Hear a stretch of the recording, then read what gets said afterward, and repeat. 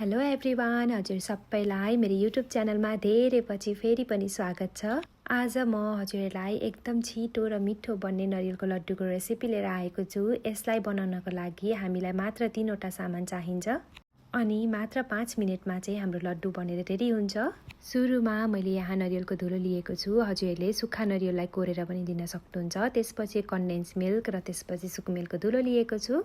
अब मैले एउटा बाटामा नरिवलको धुलोलाई राखेँ। त्यसपछि मैले यहाँ सुकुमेलको धुलो राख्दैछु।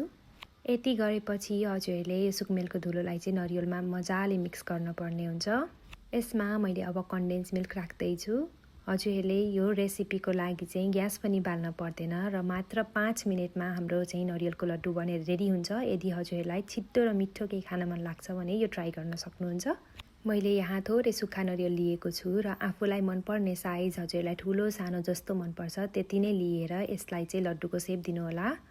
त्यसपछि एकचोटि नरिवलको धुलोमा मैले रोल गरिदिएँ र हाम्रो नरिवलको लड्डु चाहिँ रेडी हुन्छ। यसै गरी मैले सबै नरिवलको लड्डु बनाएको छु। हजुरहरूले भिडियोमा पनि देख्न सक्नुहुन्छ कति छिटो यो बनेर रेडी भयो। यो लड्डुलाई हजुरहरूले प्रसादीको रूपमा पनि युज गर्न सक्नुहुन्छ अथवा कसैको घरमा गिफ्ट लिएर जान पनि युज गर्न सक्नुहुन्छ।